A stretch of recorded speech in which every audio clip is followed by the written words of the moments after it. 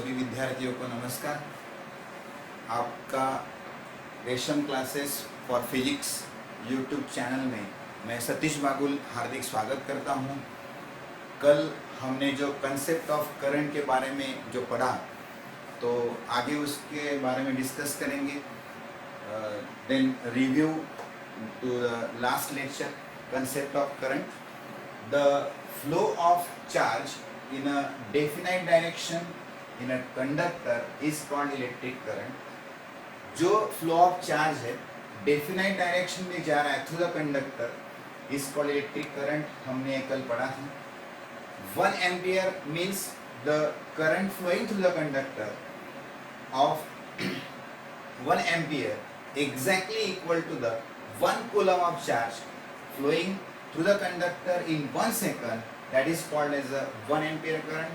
1 ampere of current is said to be flow through the wire if at any cross section are 1 coulomb of charge in 1 second। 1 coulomb of charge अगर flow होता है, then how many number of electrons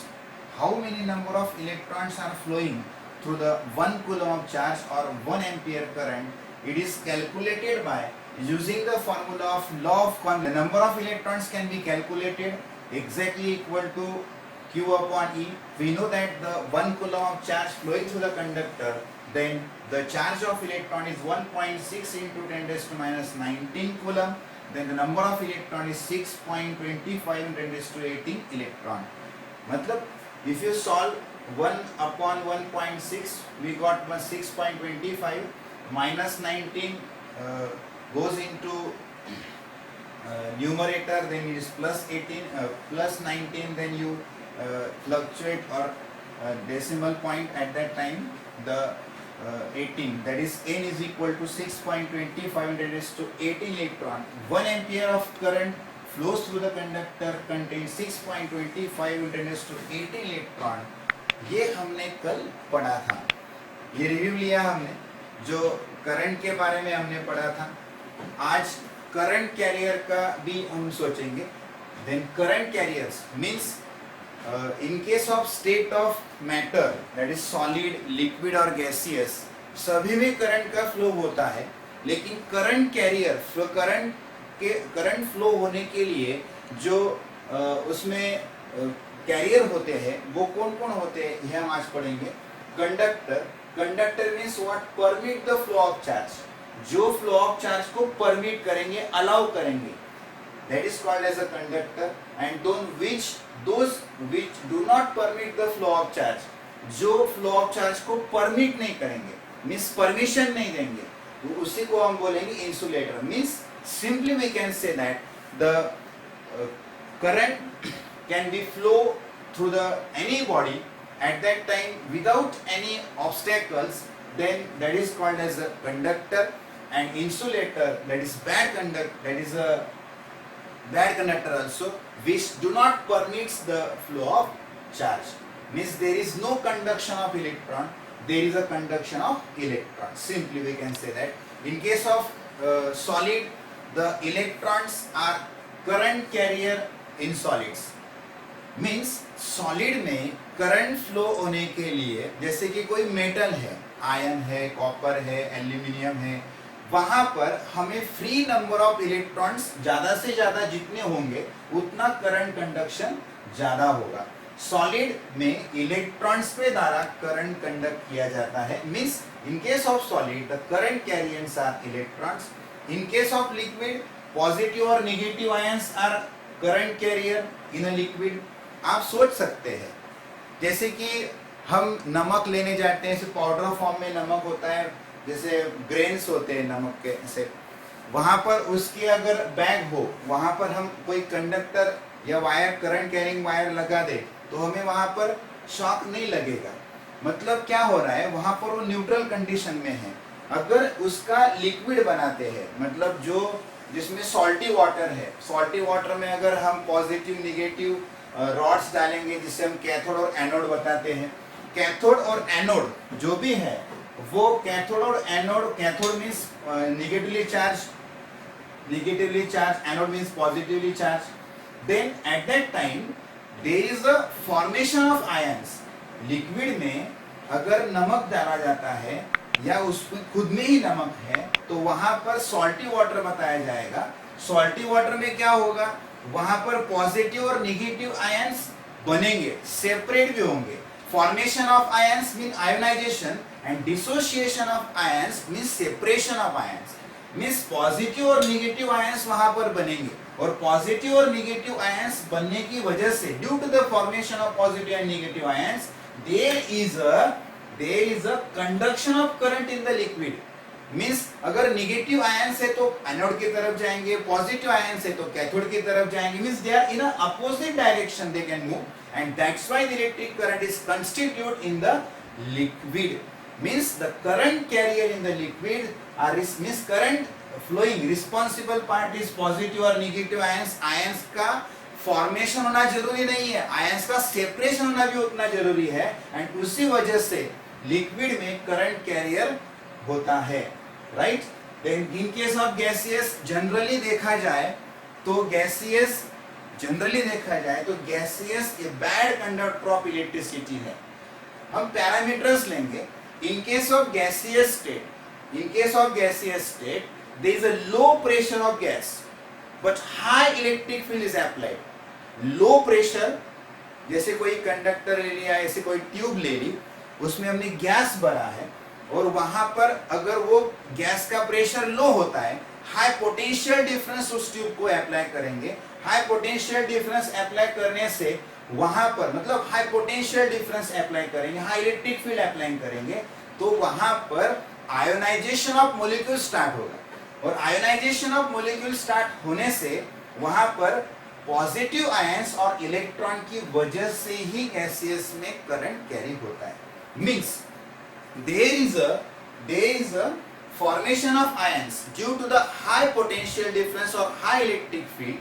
There is ionization is take place and that's why the electrons and positive ions are responsible for the current carrier in gaseous state.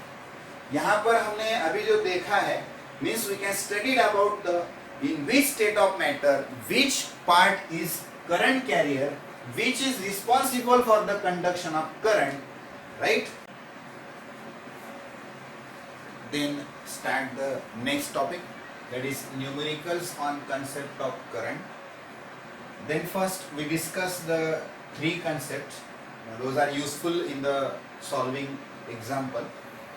Case first, if given current is constant, the flow of charge can be obtained directly by multiplying the constant current with given time of interval. Means in example, current is given constant, at that time the flow of charge can be calculated. Simply the constant current can be multiplied by to the given time of interval, we get the flow of charge to the conductor or wire. मतलब अगर example में current constant दिया हुआ है और given time of interval दिया हुआ है, मीन्स करंट कहीं भी चेंज नहीं हो रहा है अकॉर्डिंग टू मैग्नीट्यूड, तो वहां पर अगर flow of charge through the wire पूछा जाता है तो वहीं पर आपको सिंपली क्या करना है, जो कांस्टेंट करंट दिया हुआ है उसी से गिवन टाइम ऑफ इंटरवल कितनी देर तक वहां पर वो करंट फ्लो हो रहा है, कांस्टेंट करंट, सिंपली उस टाइम ऑफ इंटरवल को मल्टीप्लाई करके आपको number of flow of charge और कितना कूलम चार्ज वहां पर फ्लो आ रहा है वहां पर आपको निकाल सकते हैं। You can find out simply. Case second में क्या है, यहां पर current is a function of time, current is a function of time, मतलब वहां पर अगर टाइम के साथ में करंट चेंज होता होगा, मतलब करंट ये time current is a function of time, current ये टाइम के फंक्शन में चल रहा है। जैसे कोई इक्वेशन आपको दे दिया I is equal to t square plus 2t या 3t, ऐसे कुछ भी आपको दे दिया तो वहां पर आपको इंटीग्रेशन करना पड़ेगा। अगर वहां पर वायर के थ्रू फ्लो ऑफ चार्ज पूछा गया है तो आपको इंटीग्रेशन करना पड़ेगा। Simply we can say that whenever there is a current is a function of time, current is a function of time, current is a function of time, at that time the flow of charge can be calculated with the help of integration. We can calculate in this way the flow of charge to the wire. आगे में आपको सभी को समझ में आ रहा होगा ऐसी आशा करते हैं. We understand, simply say that whenever the current is constant, we can multiply easily with the time of interval, given time of interval. Whenever the current is a function of time, we can integrate that with the time of interval, and then we get the flow of we get the charge. और case third में हम पढ़ेंगे if current versus time अगर दिया हुआ है, कोई हम ग्राफ प्लॉट करते हैं, जैसे यहाँ पर आपको बताया जाएगा कि x एक्सिस पर आप करंट लेंगे, y एक्सिस पर आप x एक्सिस पर आप टाइम लेंगे, y एक्सिस पर करंट लेंगे in terms in ampere in second. तो यहाँ पर करंट का बिहेवियर टाइम के साथ में आपको ग्राफ आएगा, ग्राफ के साथ में आपको ये चलते हुए दिखेगा. स्क्वायर भी आ सकता है, ट्रायंगल आ सकता है, जैसे भी करंट का बिहेवियर ग्राफ टाइम के साथ में कैसा है वहां से ग्राफ ड्रॉ होगा. तो वहां पर हम क्या करेंगे, सिंपली जो ग्राफ बना है, स्क्वायर होगा, ट्रायंगल होगा, जो कुछ होगा, उस ग्राफ का एरिया हम निकालेंगे. अगर उस ग्राफ का एरिया हम निकालेंगे तो वहां पर हमें फ्लो ऑफ चार्ज मिलेगा. If current versus time is given, then the flow of charge can be obtained by area covered by the graph or area under the graph. उस ग्राफ को देख के हम वहां पर उस ग्राफ का एरिया निकालेंगे तो हमें क्या मिलेगा, फ्लो ऑफ चार्ज. सबको समझ में आ रहा है? देखिए, समझना आपको जरूरी है.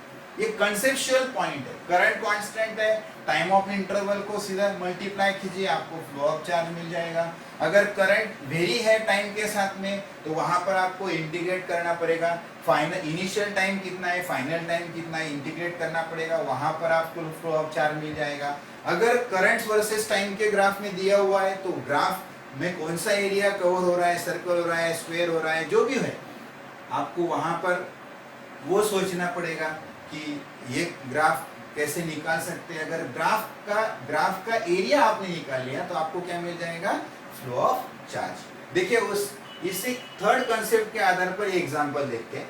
Current passing through the wire decreases linearly from 20 ampere to 0 ampere. मतलब करंट वायर के थ्रू पास हो रहा है और वहां पर करंट वायर के थ्रू पास हो रहा है और कैसे डिक्रीज हो रहा है, लीनियरली, मतलब धीरे धीरे पूरे स्ट्रेट लाइन में डिक्रीज हो रहा है. 20 एम्पीयर से 0 एम्पीयर हो रहा है. कितने सेकंड में हो रहा है, 5 सेकंड में.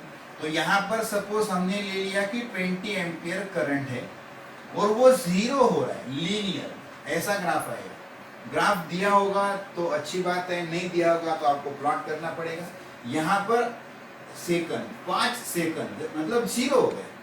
ये 0 एम्पीयर 20 एम्पीयर से 0 एम्पीयर हो गया.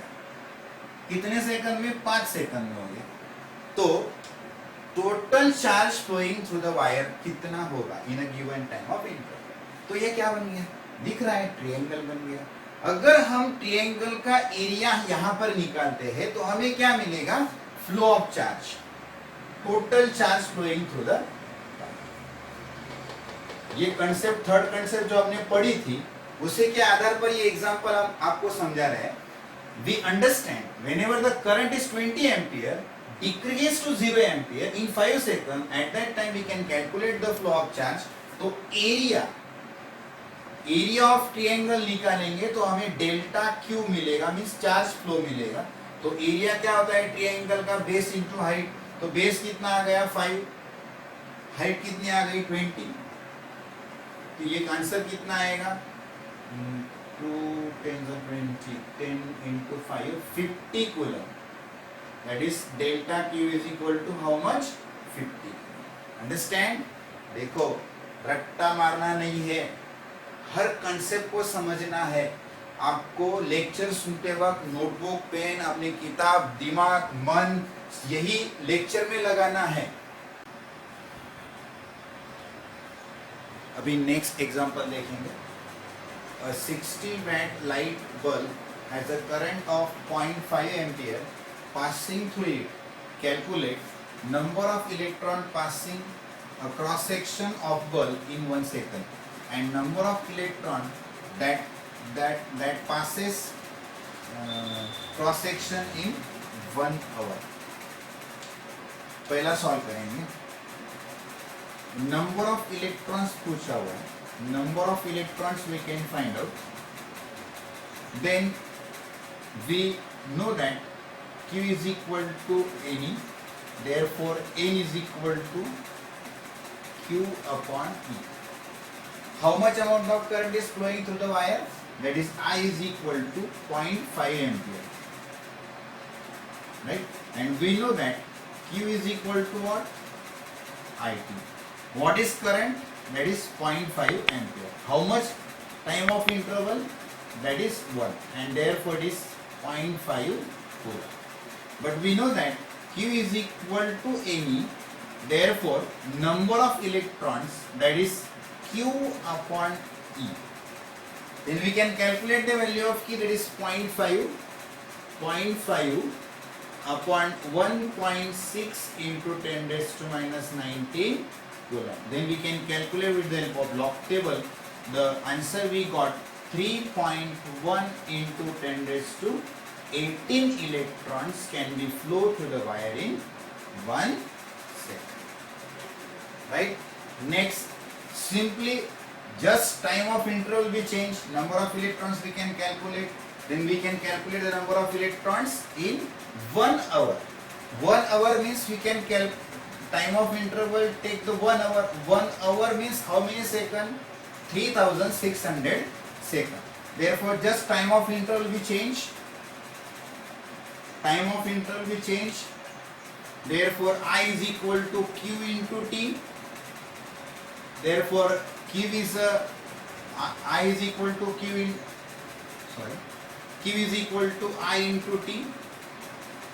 0.5 ampere current, right? 3600 seconds for 1 hour, right? We got the answer, that is number of electron 0.5 into 3600, that is coulomb charge upon number of charge of electron, that is 1.6 into 10 raised to minus 19, and we got the answer 1.1 into 10 raised to 22. 1.1 into 10 raised to 22 number of electrons. Right? Just time of interval change. 1 hour means 3600 seconds. 0.5 ampere current, we can calculate the Q, and with the help of Q we can calculate the number of electrons. Listen this example. The current in a wire varies I is equal to 3 plus 2t ampere. How many coulombs of charge in a wire in a time of interval 0 to 4 seconds, or what is the constant current should we transport the same charge in the same time of interval? Listen, third case. Second case. In the last lecture we can discuss the second case. The time current is a function of time. हमने क्या पढ़ा था? Current is a function of time. यहाँ पर दिख रहा है current is a function of time. तो हम क्या करेंगे? Integration. क्या फाइंड करना है? How many coulombs of charge? Mean charge find करना है. तो हमें क्या करेंगे? इंटीग्रेशन. हमने कंसेप्ट पढ़ी हुई है. तो I is equal to 3 plus 2t ampere, right? And we can find out the how many coulombs of charge in a time of interval 0 to 4 seconds. Initial time of interval is 0, final is 4. Then we can calculate dq is equal to integration of I dt, right? Integration of dq, that is q.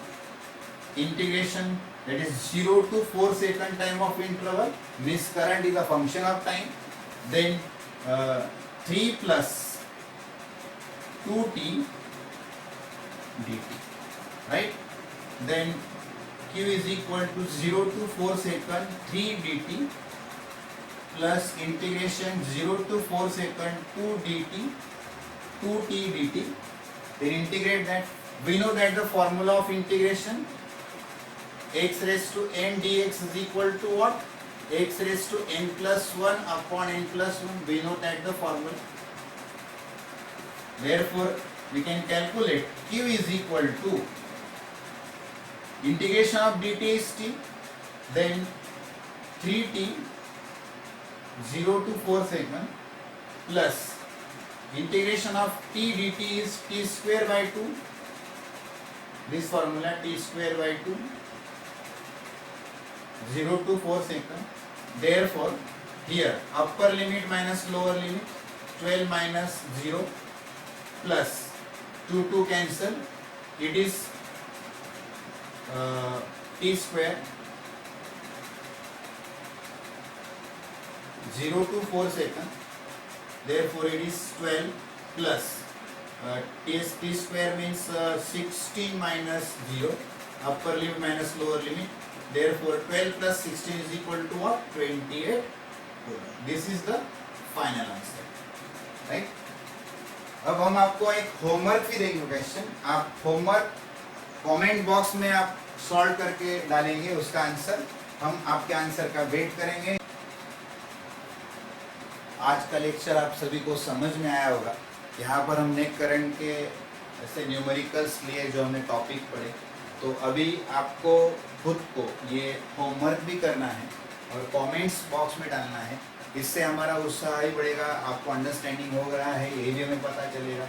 Miss हम request करते हैं, I request you to solve this example and put the answer in comment box.